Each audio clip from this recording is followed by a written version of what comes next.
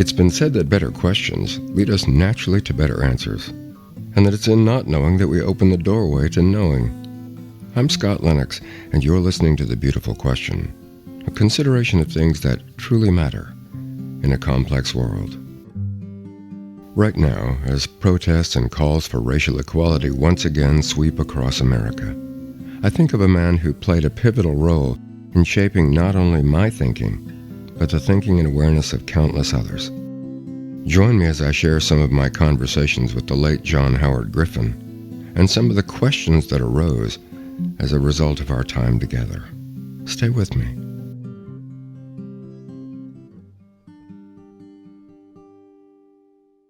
One of my early mentors was the late John Howard Griffin, a man who lived out his passion for racial equality. Best known for the altogether remarkable way he went about shining an unflinching light on the soul-crushing brutality of racism in this country, he wanted his to be a voice for positive change. I first met him in 1974 while I was a seminary student at Texas Christian University. One of the women I worked with at the TCU library often made remarks about her brother, referring to him as my crazy brother John Howard. When I asked if she was talking about John Howard Griffin, she answered, "Yes, would you like his phone number? I'm sure he'd be happy to talk with you." When I called him early the following Saturday morning and told him that I had just seen his photography and was very moved by it, his response startled me. Rather than discussing it with me on the phone, he invited me to come to his Fort Worth home to talk about our shared interest. Excited at several levels, I headed straight over. It was nearly 10 when I left his house that evening, but not without several pages of handwritten notes of his formulas for making my own film developer, an armload of darkroom equipment, and a loaf of his French bread. He even loaned me one of his enlargers, which I used to make photographic prints. Naturally enough, the first of them were images I had taken of him as we sat talking, and while he was in the kitchen baking and preparing a savory pâté. As the day went on, the house filled with conversation and aromas I'll never forget. Our every encounter was marked by the same graciousness and generosity. In subsequent conversations, I told him about my time in combat and my unshakable belief in the value of all people.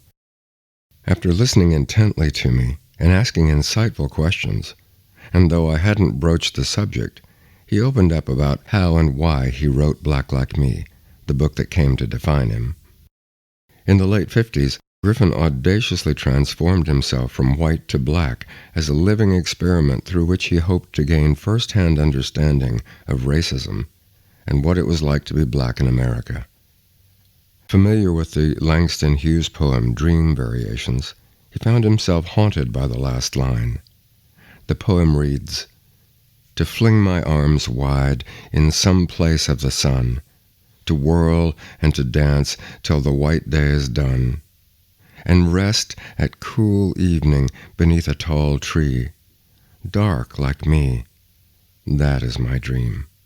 To fling my arms wide in the face of the sun, dance, whirl, whirl, till the day is done, rest at pale evening, a tall, slim tree, night coming tenderly, black like me."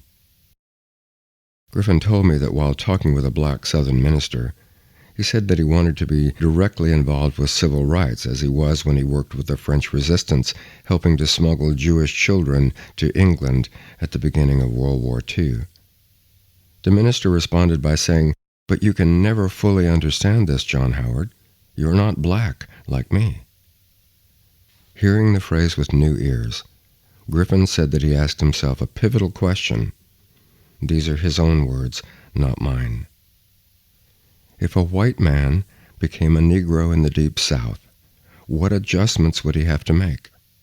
What is it like to experience discrimination based on skin color, something over which no one has control? With the personal and financial and editorial support of the publisher of Sepia magazine, who also lived in Fort Worth, Griffin undertook the landmark journey that would awaken many people to the reality of racism. When Black Like Me was first published in 1961, He and his family faced threats from the Ku Klux Klan as well as others. The Klan burned his effigy in public. As our conversations continued, Griffin told me how he went about changing the color of his skin so that he could travel through the South as a black man. He sought out a dermatologist in New Orleans who was hesitant, but prescribed Griffin pills that were used at the time to treat vitiligo.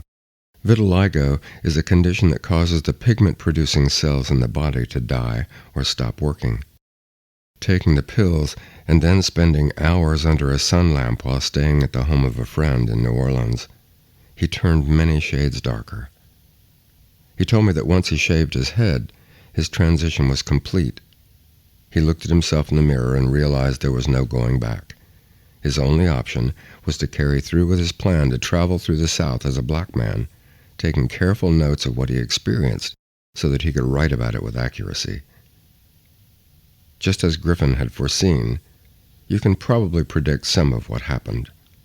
He could no longer stay in certain hotels, could no longer casually walk into a cafe or restaurant and sit down, could no longer ride in cabs or sit anywhere but the back of a bus, couldn't be on certain street corners after dark, couldn't speak to a white woman, couldn't be recognized for who and what he was as a human being, couldn't move about as freely as he had as a white man, couldn't go anywhere in the South without a growing fear of violence or danger. The list went on, and all because of nothing more than the color of his skin. Nothing else about him had changed. By the time I met him a decade and a half later, his body was failing, and he spent much of his time on crutches or in a wheelchair. His jaw had been rebuilt, and he had developed osteomyelitis, a painful bone condition that would later require the amputation of both feet. He insisted to me that he would do it all again if it would help awaken America to the imperative of honoring all human beings equally. In my last conversation with him, Griffin was typically impassioned. He said that anger and violence can never bring about the changes that are unquestionably needed. More riots, he said, more hatred, more deaths, and the burning of more cities will only fuel and perpetuate the problem. So what will it take? I asked him. I'll never forget the look in his eyes as he took off his glasses, leaned forward with his elbows on his knees and wiped them clean, and looked at me in a silence that seemed to stretch out into eternity. That is a question your generation must ask and answer, he said. If you don't, we'll stay right where we are. More people will suffer and die. Racism and hatred and division will continue, and things will only get worse. Much worse, I'm afraid. In this time of great challenge and even greater opportunity, I ask each of us, including myself, this week's beautiful questions. I'm more than aware that there are no simple answers. I innately know that the questions are ponderously deep, and that the inquiry and subsequent answers must be even deeper. And yet I know with everything in me that answers are available when we're no longer willing to live without them. And so, among endless others, here are 6 beautiful questions. Question 1. What will it take to bring about such necessary change in ourselves and in America that we honor all human life, not favoring one group over another, but all life? 2. What will it take for us to recognize that we're not enemies, but equally valuable members of this sacred human family? Question 3. What will it take for us to behave in ways that are free of violence and separation and ideologies that push us farther apart? Question 4. What will it take to end years of generational thinking and behavior so that we individually and collectively free ourselves to create something vital, something that serves each of us as human beings and also serves all of us as a culture? 5. What will it take for us to show true compassion to ourselves and then to one another? And finally, question number 6. What will it take for us to really become one nation. As always, I look forward to hearing from you and to the answers and further questions that arise in your own hearts and minds. I trust our collaborative abilities to end this seeming impasse and build something healthy and generative and enduring. I trust our shared humanity. Before I go, a couple of brief footnotes. At a certain point, Griffin stopped speaking publicly about his experience. He came to believe that a white person's voice could not speak as authoritatively about the black experience as one who is genetically black. Nonetheless, his experience continues to inspire people, and Black Like Me is still in print. Though questions remain about the effects on him by the medication that changed the color of his skin, John Howard Griffin, a diabetic, died of heart failure in Fort Worth at the age of 60. And finally, it will never be my intention to sow seeds of discord or anger. My goal here and wherever I am, and by whatever means, is to promote greater understanding, strengthen the practice of rational compassion, and find ever greater balance. I thank you for being part of that with me through these Beautiful Question podcasts. As I say each week, and now more than ever, my light with your light.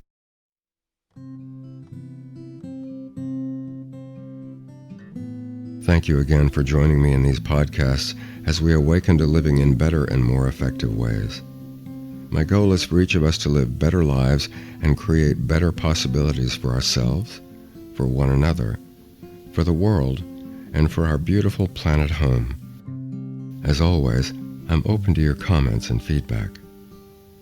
You can be further inspired by visiting my friends at Cosmos Journal.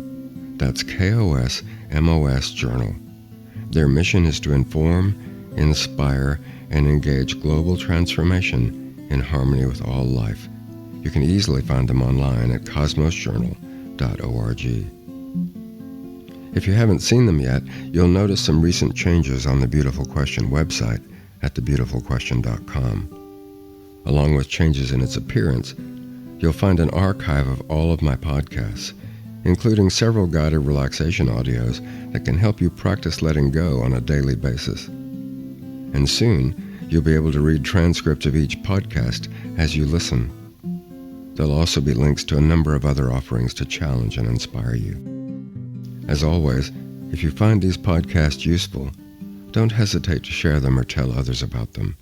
That's a great way of helping me get a voice of calm and collaboration and balance and encouragement out into the world.